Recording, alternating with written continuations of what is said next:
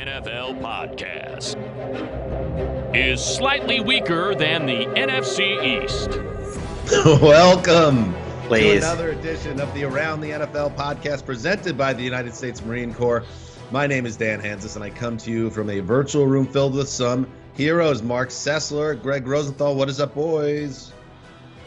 I take umbrage with that little intro. We're stronger than the NFC East. It's the day after Thanksgiving, and look at us. Like, we're the fittest, smartest, most best-looking trio on the block. I don't know about that. I know personally I'm battling like a massive head cold right now. So the fact that anyone if you're logged into NFL.com and watching this, I apologize personally. Or if you're listening, Dan. Yeah, no, absolutely. I mean, it was tough.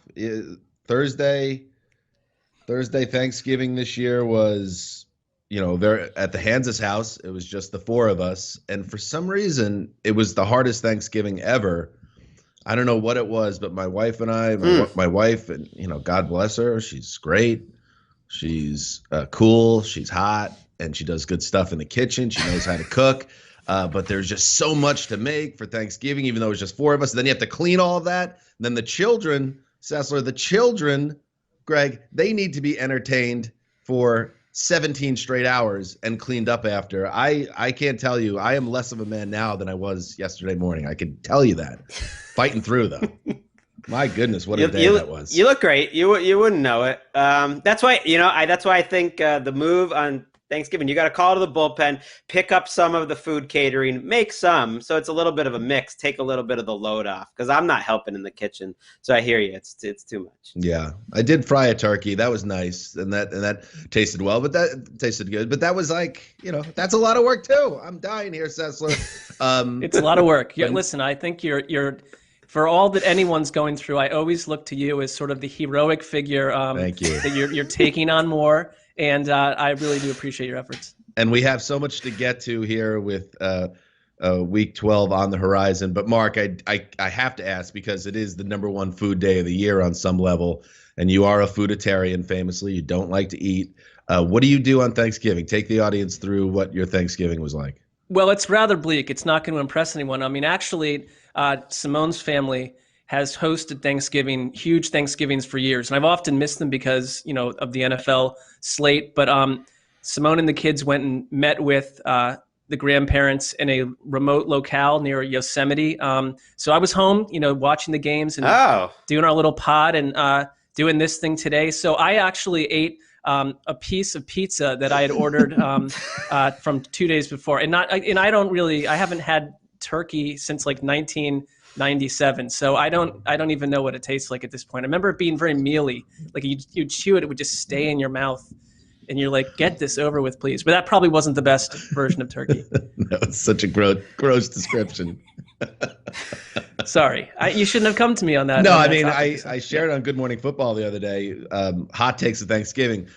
Turkey's bad. I mean, can we calm down? Everyone thinking they're special because they say turkey's not a tasty meat. All right, we get it. You've nailed it. You're an outlier. Way to go, everybody. So you're saying what I just said is a very cliche trite. Well, you don't like any Yes. meat, really. I also I also just said you're I not haven't had it. anti-turkey. I'm not on a hill, some anti-turkey hill. I think it's a tad ponderous that everyone's like, oh, I'm gonna have like turkey sandwiches for the next 6 days. It's like, ugh, all right, fine, like whatever. I mean, it's fine. I hope everyone had a nice time. Mark Sessler, one slice of pizza on Thanksgiving 2020. All right, let's get into it. And you know how we do it, draft style, as we go through each of the games. Of course, as you just heard, Mark said, Greg and Mark handled the Thanksgiving, the 2 games on the slate. So you knock those off. No teams on bye this week unless a team has to be, or 2 teams have to be not playing this weekend, and we'll get to that later in the show. But let's focus on things that we know are happening, or we think we know are happening. And I have the first overall pick. Big moment for the old Zeuser. And with the first overall pick, House Hansis selects Kansas City Chiefs at Tampa Bay Buccaneers. Maroon at the big pirate ship. This is a Sunday late game. Joe, Troy, I think so. Aaron Andrews. Jim Nance, I believe, and Tony this is Romo. Jim. Maybe. Look at that. Oh, wow. This is Jim Doubling up. and Tony. Okay. All right. That's good. So I'm really excited about this. I'm even more excited, and for obvious reasons. You have Patrick Mahomes. I still think, despite the Steelers being undefeated, I think this league goes through Kansas City still. I think this is the best team in football. I loved what we saw against the Raiders. Maybe you could pick at their defense a little bit. You let Derek Carr go off on you, but that is a good Raiders team that was feeling confident and playing loose and free in primetime in their building, and you almost got picked off, but you didn't because you have Patrick Mahomes, and then you have the Bucs. And this is, Greg, this is a fascinating game for Tampa Bay because a month ago we saw them as the team in the NFC, and they've now lost 2 of 3 losses to the Saints, lost to the Rams, and now a big test against the defending champion. Yeah, I looked at this game a few weeks ago. I'm thinking this is the game of the year. Like, let's see the Bucs against the best. Are the Bucs a true Super Bowl contender? Now we're thinking, can the Bucs even hang on? We don't know who's going to pop up in the NFC who could possibly take a spot from them, but they look so good or so bad. To me, they are like the biggest value add, the most fascinating team in the league, whether they're good or they're bad. Like, I love to watch them. I think after a while, we're almost taking for granted that Tom Brady is on a team in 2020 with Antonio Brown, coached by Bruce Arians and Rob Gronkowski, and that this is all happening. And that not only that, but that they're like number 1 or 2 by every advanced metrics analytics, along with the Chiefs, let's say, as one of the top 2 teams in the league. That the defense is awesome, yet when they look bad, they look so bad. Right, Dan? I was surprised to hear you say that because I feel like what we've seen in the last couple of weeks is this team be exposed as a non-superpower in the league. But perhaps, Mark Sessler, this is just a slump that all teams tend to go through unless you're the Steelers or the Chiefs. I don't know. They have some of that classic DNA of the build a team that just doesn't quite work out. But they're not that entirely because outside of Brady, Antonio Brown, and Gronk, this was the team last year. So I don't want to slash them with that label, but I do think that there's an element to this offense that I remember back in April, I was thinking the one thing I want to know is how are you going to set up Tom Brady with running backs who can catch the ball out of the backfield? That was such a huge element to New England's offense. Last year in New England, with Tom Brady not quite the passer he's been in years of old, those running backs had 1,100 yards and 6 touchdowns.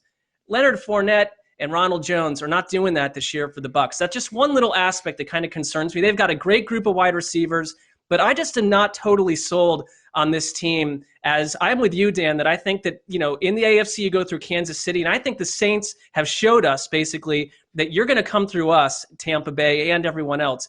I still think Tampa Bay get to 11 wins. If you look at the rest of their schedule, even if they lost this game, their schedule is pretty cupcake from here to the end. They can get to 11 wins, but I don't trust them as an NFC superpower at this point. Am I being too harsh? This is a good matchup for them. This is a good matchup because the Chiefs have not been rushing the passer that well. Ali Marpet, their great guard, the Bucks, looks like he's going to be returning. You can run against the Chiefs, and that helps Brady too. Like, they've been very matchup specific. When they play a great defense, then Brady's in trouble. This is not a great Chiefs defense, so I think this should be fun. Maybe not too different than that Raiders-Chiefs game where it's just back and forth in the 30s at the end. Yeah, I think it's a little bit off for anyone to say, well, maybe this isn't working as an experiment with the Bucks. So we already saw them locked in, where it all had come together earlier this season, where the defense is playing out of its mind, Tampa, and Tom Brady was cooking and everything was clicking. So it's like this, yes, it did work. The experiment worked of this team coming together, but now they have to find a way to fight through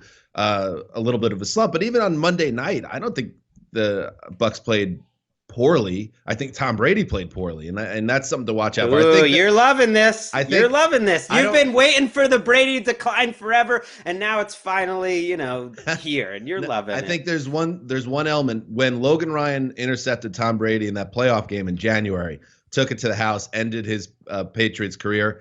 That's when my animosity for Brady went out the window. Honestly, I don't have that same feeling about him in Tampa, but I do worry about him. I have to say, in terms of when you have a pass rush, for instance, that Los Angeles had last week, he's going to see these matchups that are not in his wheelhouse as a 43-year-old man, and I think it's going to get them picked off eventually. Maybe you're right, Greg. Maybe the Chiefs aren't that team that's going to give him trouble in terms of a pass rush and making him uncomfortable.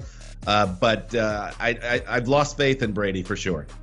Well, I will tell you one thing real quick, that I look at the coaching matchup, and I've been a Bruce Arians file, if that's how you describe that, for a long time. I've always liked Bruce Arians, but I don't think that he gives you the advantage that a top 3 or 4 coach does. And I think Andy Reid is going to have a lot to say in this game. And Arians, I love his honesty, but he's kind of like calling out Tom Brady a little bit last week for some of those gaffes that he made. So I feel very confident in Kansas City, and confident enough for the first time all year to lock up the Kansas City Chiefs. I've checked with our sources in the desert, and we are in fair territory with that. I'm looking in the mirror proudly, and I'm going to ride with Kansas City.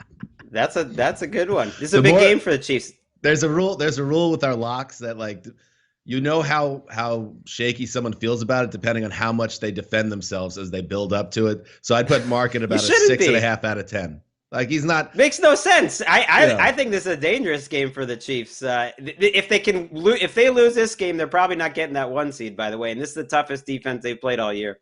I don't feel shaky about the lock. I feel good about it. I feel shaky about having to defend locking the Chiefs with this crowd, because I would come at someone doing that. But it's a much tighter matchup than 9 out of 10 Chiefs. I guess when it comes to our locks competition, whenever you can lock up the Chiefs, you should. And Mark Sessler has. Let's move on, but not before a break.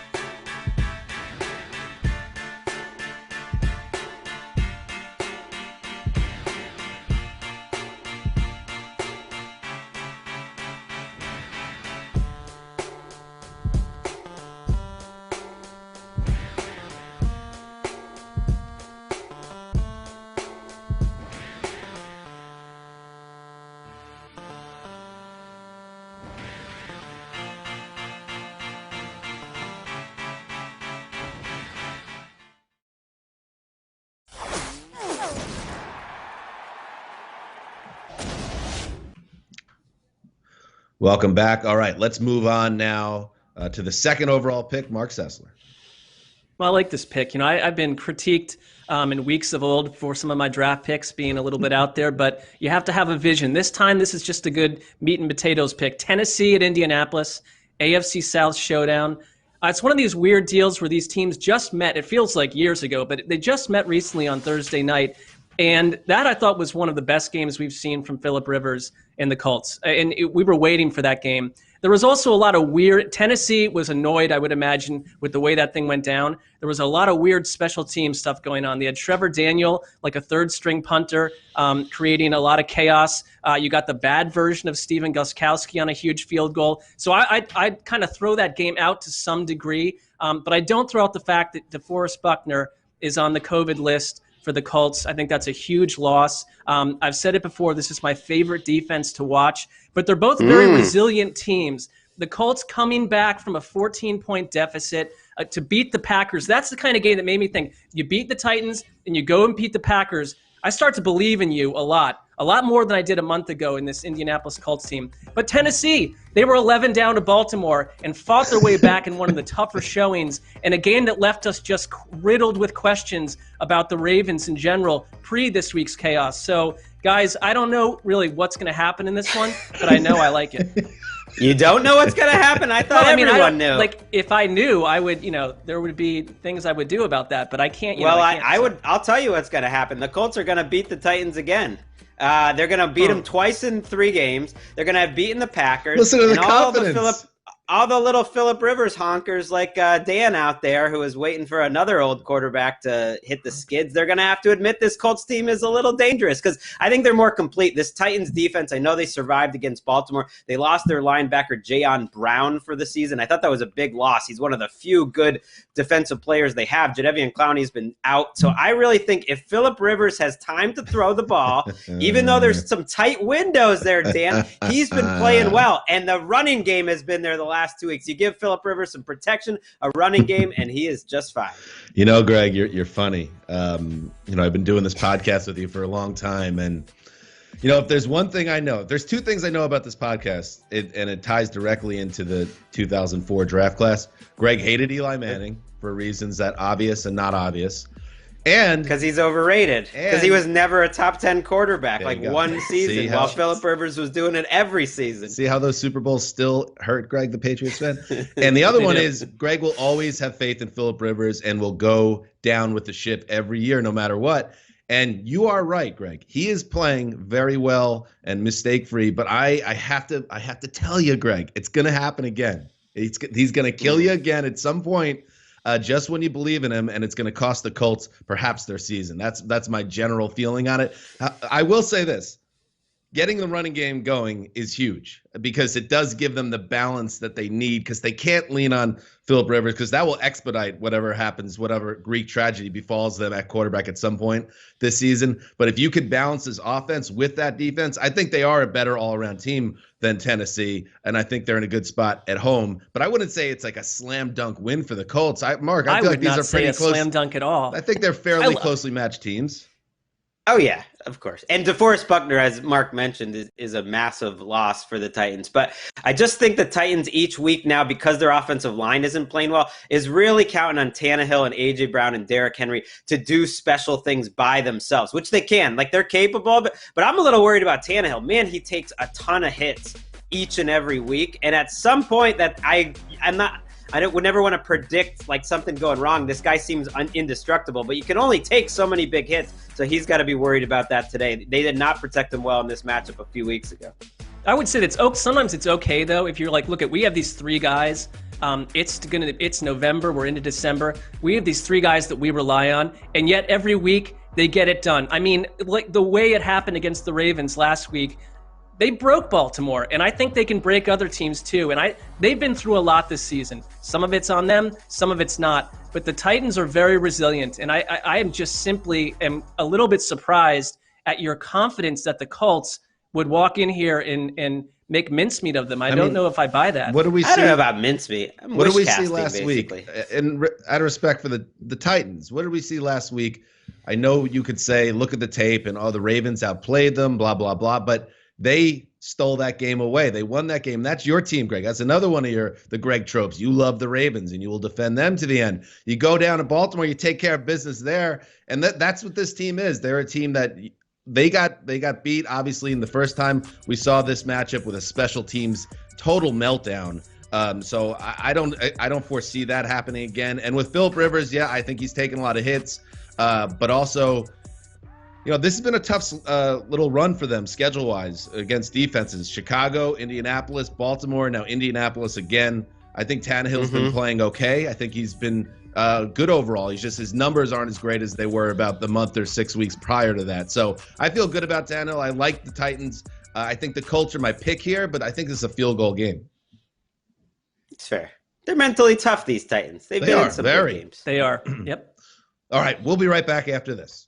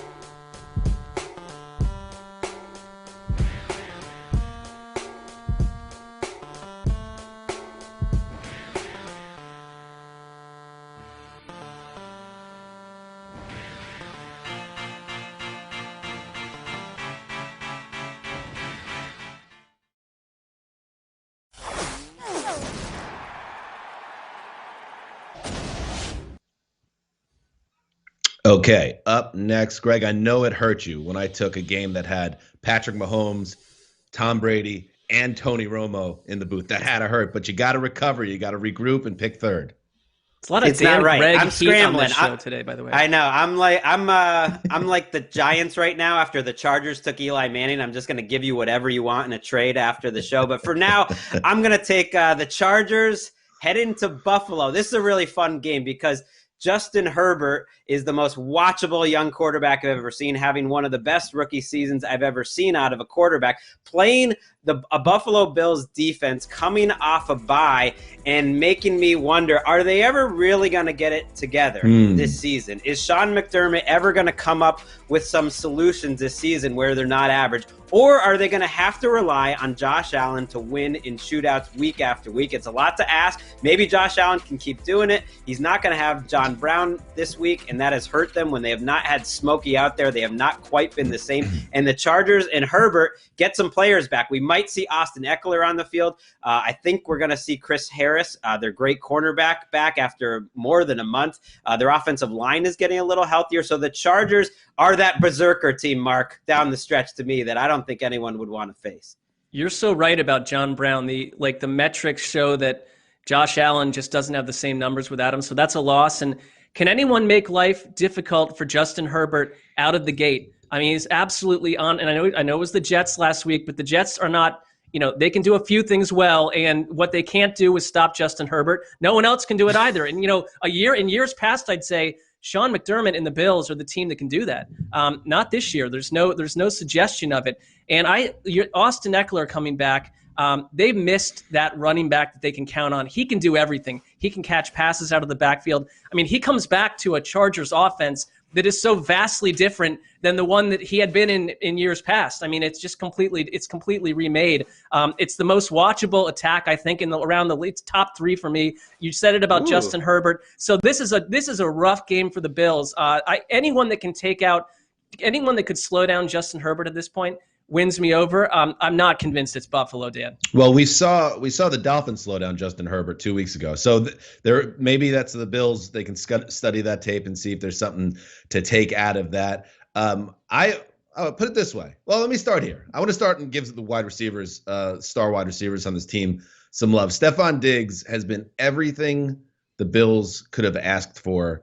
And then some. That was such a great trade in retrospect. And it didn't seem like a slam dunk to me at the time. They gave up a first-round pick to get him from Minnesota, and he has come in there and become the guy, a true number 1 receiver. And then on the other team, Keenan Allen, coming off a 16-catch day, I believe it was, against the Jets.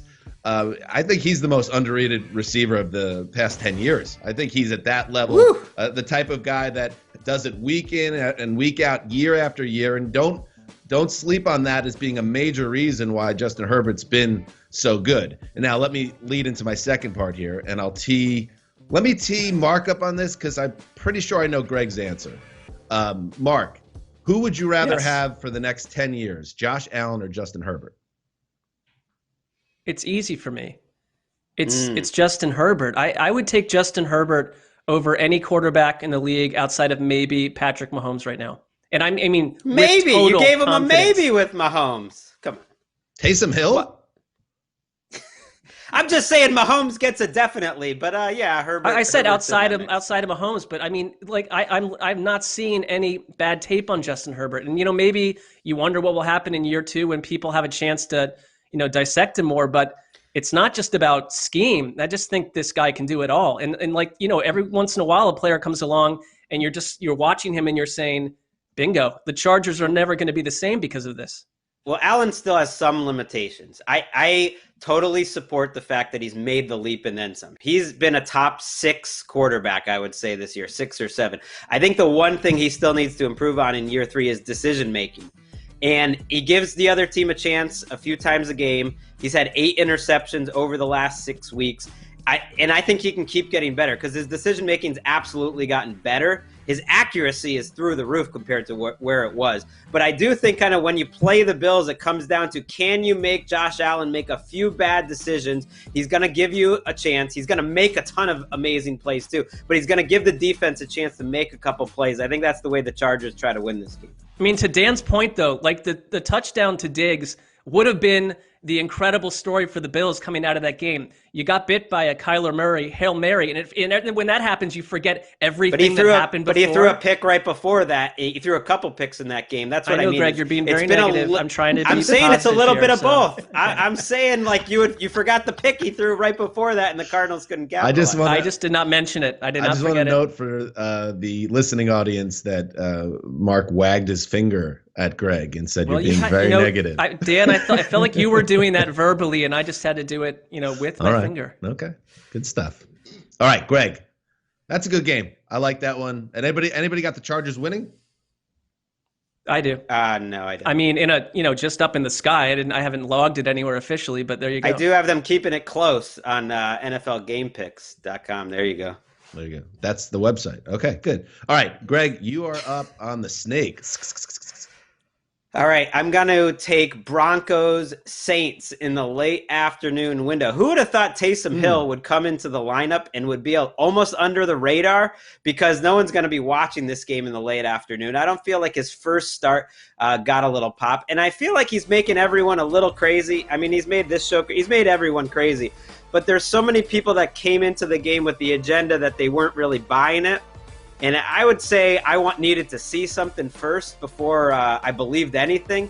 But I don't get watching that first game and coming away thinking it was a fluke, or thinking that this isn't going to last, or that the Saints are in trouble.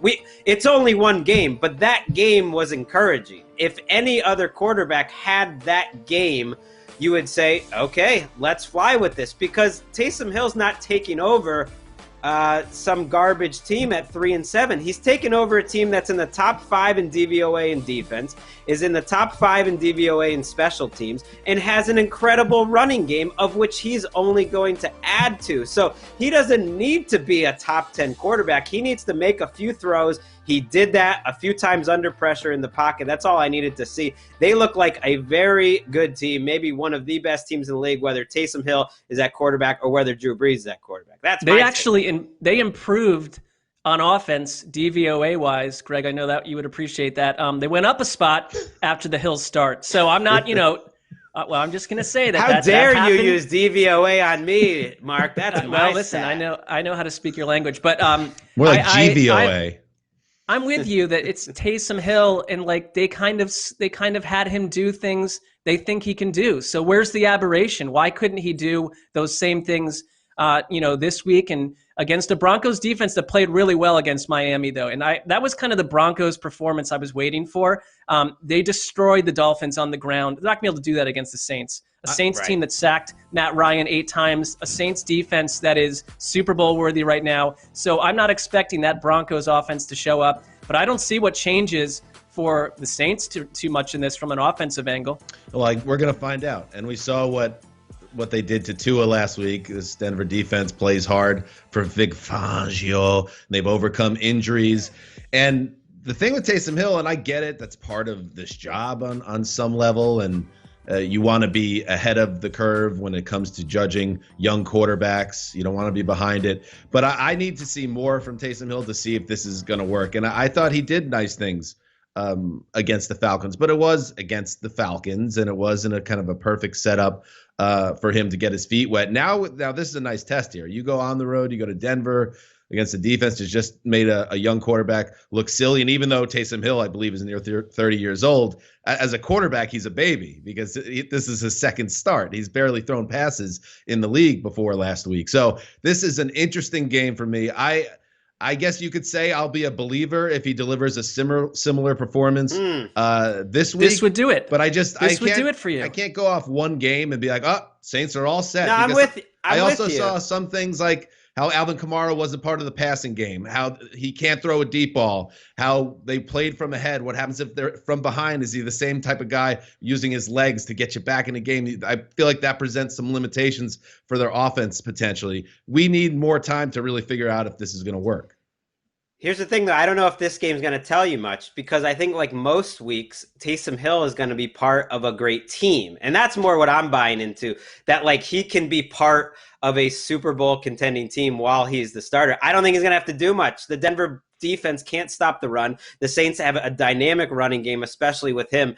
And I don't know if Drew Lock is going to be able to survive with no running game behind him. So it's like Taysom Hill might not even need to do much, and they could win this game by 3 scores. And it could be another week where we're just like, okay, Taysom Hill was fine. That's all they need for him to be like his own version of Teddy Bridgewater from 2019.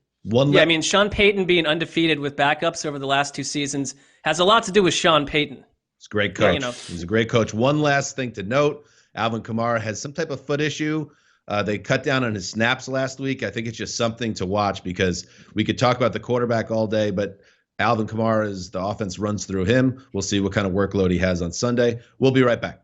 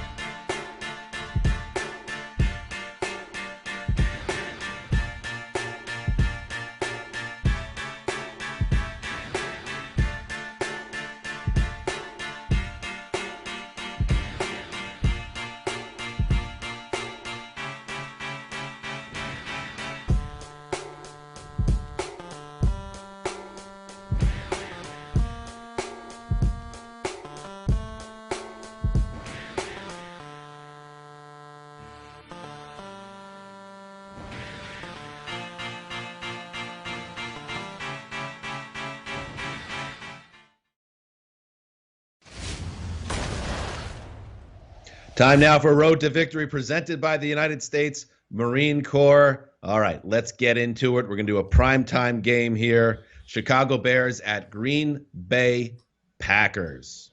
Mark, I know you're very excited at the prospect of another Bears primetime game, as is the rest of America. But look at the plus side. I think everyone's a little bit bummed out having to watch Nick Foles, and it is trending toward a new quarterback behind center in Chicago. Unfortunately, it's Mitch Trubisky.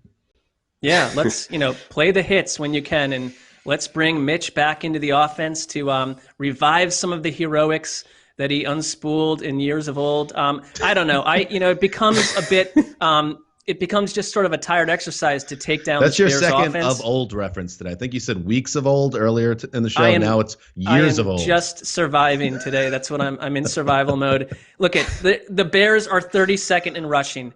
They're 32nd on third down. They're 31st in the red zone. Everything that Nick Foles was supposed to come in and do, he didn't do. He didn't stabilize that offense at all. So, why not get another look at Mitch Trubisky? I don't know what it means for the future, because if he has, the most there is Bears none. thing That's ever. What it means. Right. What if he had like 4 or 5 games and then he looked good and then they re-sign him to forget all that business. None of that's happening. I don't think that's happening. Yeah. It's not. None of that's happening. They declined the option. So he's essentially a lame duck first round pick. Right. If someone had declined, an option on me, I would not be feeling too great about anything. So I think that, Mitch probably knows the future. Green Bay, you're coming off a really rough defeat. You've got to find a way to just come in and take care of business. And I think they can. You've got Jalen Johnson on Devontae Adams, probably in a big part of this game. Rookie cornerback for the Bears. He's played all right, but Devontae Adams is playing at a different level. I'd like to see a little bit more from Aaron Jones, who hasn't crossed 75 yards on the ground since week 2. I know he was injured for a bit, but give him the ball more. That would help. Well, right. Nice little X factor would be a strong run game down the stretch here. This is a tough matchup for them, though. Even though I fully expect the Packers to win, and it'll take Mitchell Trubisky playing a lot better for it to be close. I do think this is a good test for the Packers offense, which is one of the best in the league, but they're going up against a Bears team, which I would say has a better defense this year than they did a year ago. I would put them in the top 4, I would say, defenses this year. And they shut down Aaron Rodgers 2 different times a year ago. And I know the Packers offense is better too, but Roquan Smith is making that leap as a middle linebacker. He's kind of been a running back killer. And so he's a guy who can go around with Aaron Jones, whether in the passing game or on the ground, give them problems. The Bears defense is very sound, doesn't give up a lot of big plays. So it's a nice test for the Packers when they have the ball. I don't necessarily think Rodgers, goes up and down the field. We just don't see it in this matchup that often. Yeah, it sets up well for the Packers for sure.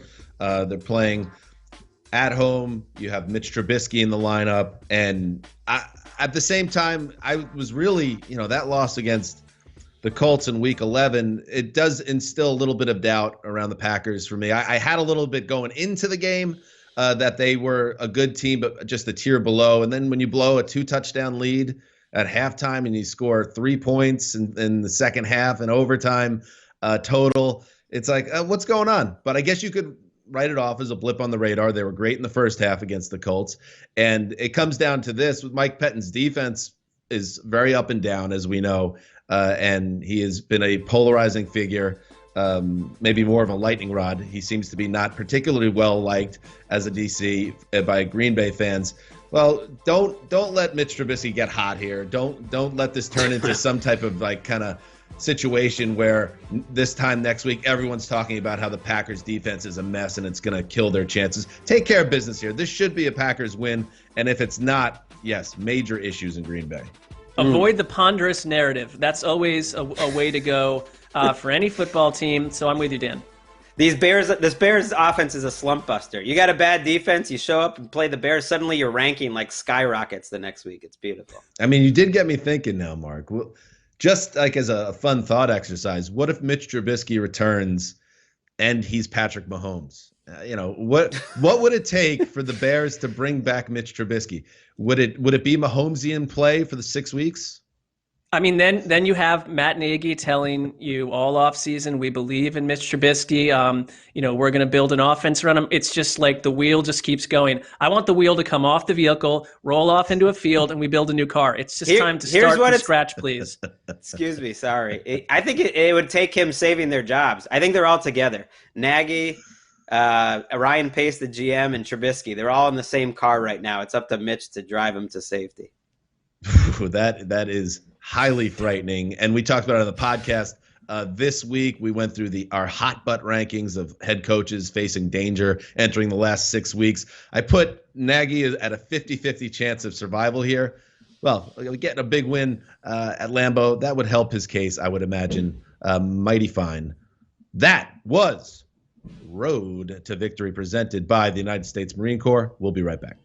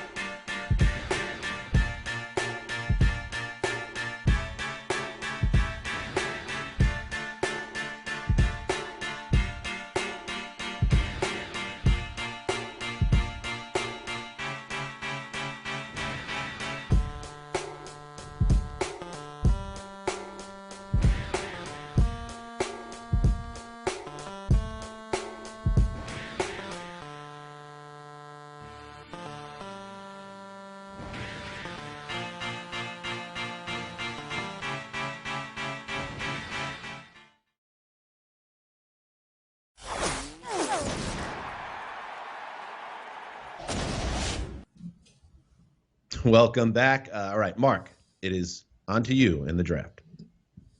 All right. Well, I'm going to go San Francisco at the Los Angeles Rams. I know on our previous podcast, Dan, we forked San Francisco. And so weeks ago, even. Weeks ago. I mean, a long time ago. Weeks gone gone by. What was it? Weeks of old is when we did that. Days of old. That's when we forked them. But they're getting healthier. And so, forget what we did to them. What can they do to a Rams team that they beat about a month ago? Deebo Samuel back at practice. Raheem Mostert is practicing. I think that is a huge difference maker right there. I am way into Raheem Mostert as a starting running back who can pummel teams, and they've missed that element. They seem to have like 82 running backs on that roster. There's always someone that they plug in, but that helps a lot. Richard Sherman is practicing. So this team that has been as banged up and corona-addled as any team in the league up until a couple weeks ago is getting healthier. I always trust Kyle Shanahan to scheme up well against division opponents.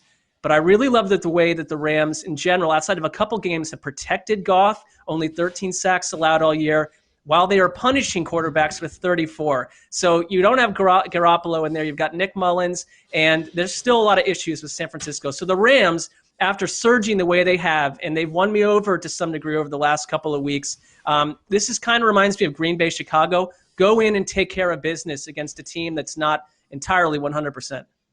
You can't get swept by the 49ers. Not this year. I mean, It's a big game. But I do think this is one where the old cliche, throw out the records. When Sean McVay and Kyle Shanahan face off. It's true. If you look at these two teams when they've played with these two head coaches, whichever team is much better, which has been the Rams most of the time, it hasn't mattered. The games have come down to the last possession, and the result earlier this year, as you mentioned, Mark, kind of points to that. The 49ers dominated that game. They're getting much healthier. I think these two coaches understand each other so well that they know what they can do to stop one another, and the 49ers are competitive. I've really been impressed with their defense. Robert Saleh, who got a lot of love last year, maybe should get even more this year because they're so banged up, and yet they're highly competitive. I just don't expect this is going to be easy for the Rams. A big challenge for Robert Saleh is Cooper Kupp and Robert Woods. I mean, that was an unbelievable show they put on Monday night. I believe they combined for 25 catches, 1,000 catches. It was something in that range. So you have that element of the offense. That's the one thing I'm waiting to see with Los Angeles now. We know the defense is elite. I think it's in the top 3. I think it's certainly there with Pittsburgh and New Orleans for me. Can the offense take that next leap and become okay to good? Because if you got a good offense and an outstanding defense, now we're cooking. So I want to see how they bounce back. Jared Goff, I think we have similar viewpoints on him, that he's an up and down passer. But if Sean McVay has a chance to improve this offense down the stretch, that's going to make them, to me, to take that step and actually be a true NFC Super Bowl contender. I'm not sure if I'm there yet, but I think there's room for growth just because I believe in the coaching that much. I share your view. I don't like the idea of Andrew Whitworth not being on the line at left tackle right now. That's a big loss. They've done a pretty good job with the same cast of characters they had mostly a year ago, but that's a huge loss in a veteran presence. When you lose those veteran guys off the offensive line, I think it diminishes communication and other things that keep the things running smoothly. So if you're Goff, like, that consistency factor is going to be challenged by that. But I'm with you, Dan. If they can do what they did last week, they'd essentially be unstoppable. It's just not, you can't count on that week to week in the passing game.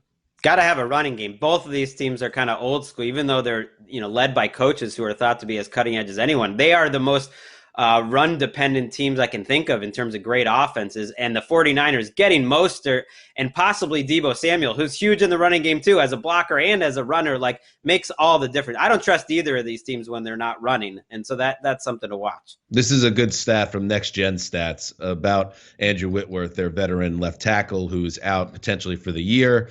Time to throw with Whitworth on the field, 2.75 seconds for Goff. Without him, 2.55. Air yards per attempt, 7.1 with Whitworth, 5.8 without. His completion percentage, expected completion percentage, slightly up. But yeah, he's a huge piece of this, and they survived without him last week. But we'll see what happens against, as Greg said, a bit of a frisky Niners defense. All right, let's move on. The old Zeusers up in the draft, and I'm going to go. I'm going to go and get the Jets. I'm going to get the Jets against the Dolphins.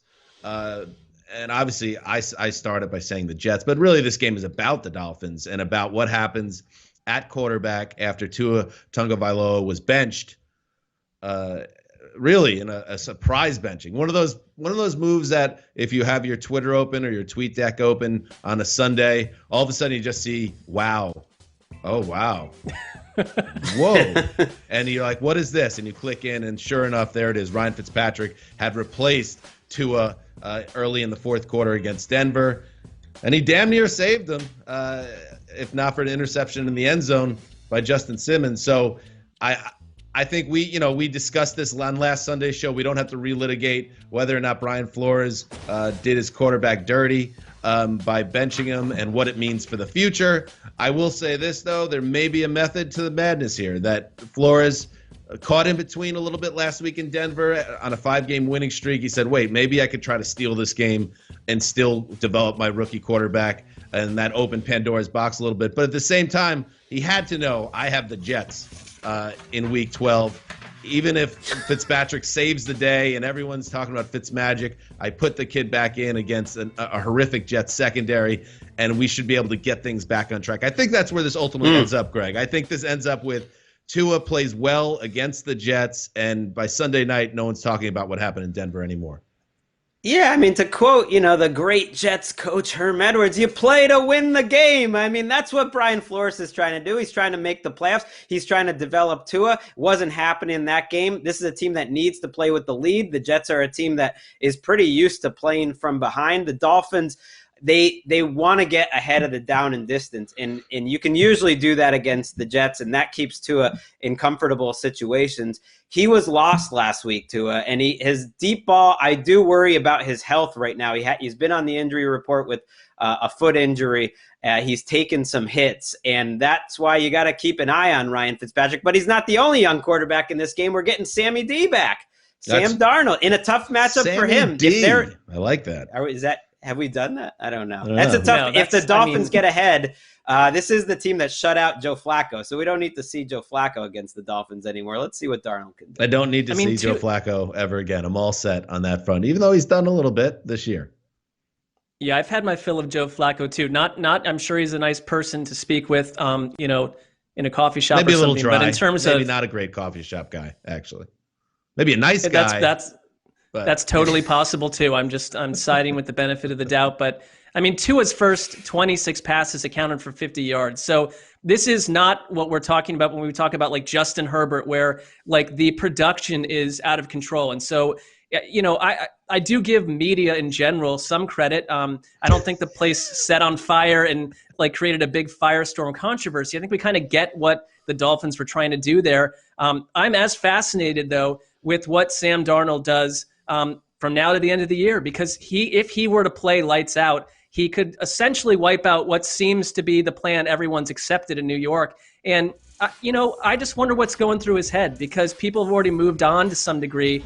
And, that's what happens to bad teams, surging toward the first overall pick. But, Sam Darnold may say, hold on a minute, I want to change the narrative here, and I want to stay here and be your quarterback. Or maybe he'll be thinking, I could be the Bears quarterback a year from now with a whole new coaching staff. Lucky so him. I'd love to Q&A him. Yeah, I would. Listen, as a Jets fan, I can tell you that Jets fans have moved on, and they're looking ahead, and they want to just reboot the whole machine, keep Joe Douglas and a couple of these pieces they have on the roster right now, and start over. But there is no animosity toward Darnold, and it's just a kind of a weird situation. I would love to see him go somewhere, go to San Francisco and push Jimmy G next year or something. I would love to see him in a healthy, functional setup. I don't know if anything. I think the best way, this is how it would work out for the Jets in a best case scenario. They lose a bunch of games, 38-35. They go 1-15 or 0-16, get the first overall pick, draft the kid out of college, and then because Darnold plays great down the stretch, you can move him for a late first round pick or an early second. Even higher. That is the best case scenario for the Jets. So you're in this weird kind of world where this guy that was your great hope, Sam Darnold, is a guy that you're already disconnecting from. But you're right, Mark. There is also this world where he lights it up and they win 3 games, and maybe the organization says we're going to keep him and use all these other pieces to build around him the right way. I look forward to watching these last 6 games for that reason. Go win a ball game. I mean, Frank Gore said the entire team is thinking about going 0-16 every day. These are humans here who do not want to go down in infamy. They do not want to be part of Greg Williams' second 0-16 in the last 4 years. This is a potentially winnable game, and it's miserable to be winless. So go win a ball game, Sam Darnold. I'm all about. Really don't win too many though. No, win don't a game. Win too go many. Win a ball game. A game. Yeah. We'll be right back.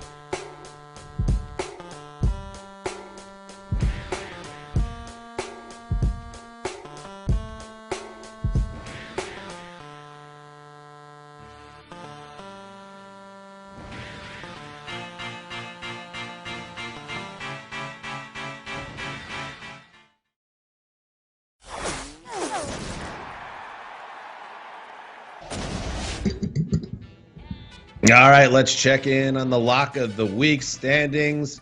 The old Zeuser took a big L getting behind the Cowboys on Thanksgiving.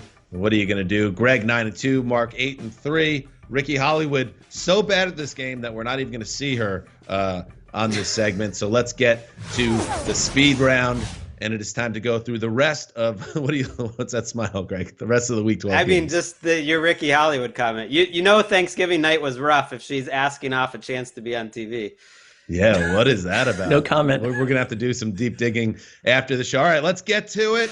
A speed round starting with the Seattle Seahawks at Philadelphia Eagles. Oh, the Eagles need to get back in first, Sessler.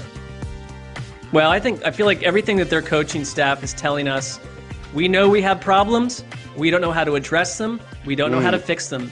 Carlos Dunlap gave some pass rushing help to Seattle finally in that win over Arizona. Come on, Seattle, keep going.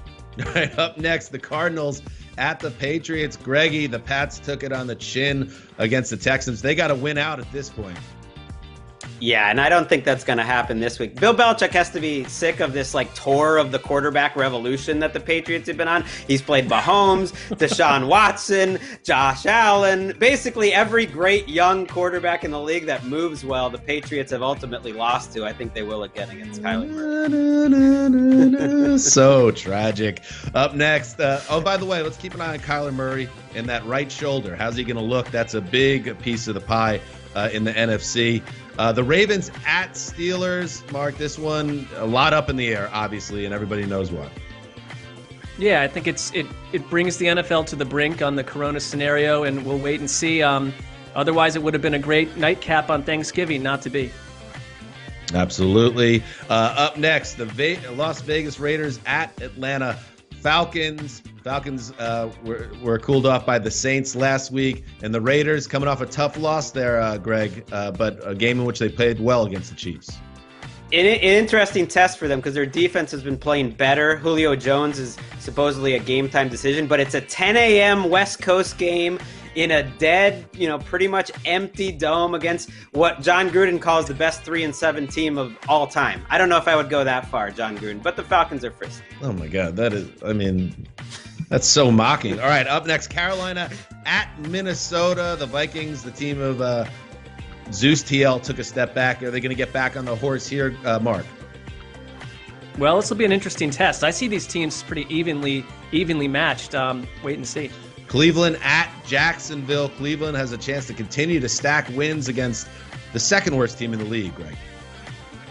Oh, yeah. I mean, can we get a nice normal weather game for the Browns? And finally, we get a little Mike Glennon back in our lives. So no Myles Garrett in that game, though. That's problematic. Oh, come on. It's the Jaguars, Cecil. The Browns fans always worried. Giants at Bengals. Close it up, Greg. Yeah, I know it takes a lot of courage to lock up a team in the Giants that's 0-7 outside of the division, and they're playing Brandon Allen, who I think is an upgrade from Ryan Finley, but I'm still going to do it. I'm a courageous guy. I'm taking Big Blue as my lock of the week. Courageous. Oh, wow. All right. Very courageous. One guy took the Chiefs, and the other guy took the team playing the team after they lost Joe Burrow. Okay. I wanted to take the Texans, so you're lucky I didn't. Chiefs was a solid lock, Dan. You know it. Check out the Around the NFL podcast Sunday night. It's our flagship show where we recap every game that we previewed here today. We're locking up the Cowboys. That's what it takes to have guts. No guts, no glory. Guts or wins. didn't help. Bye, everybody.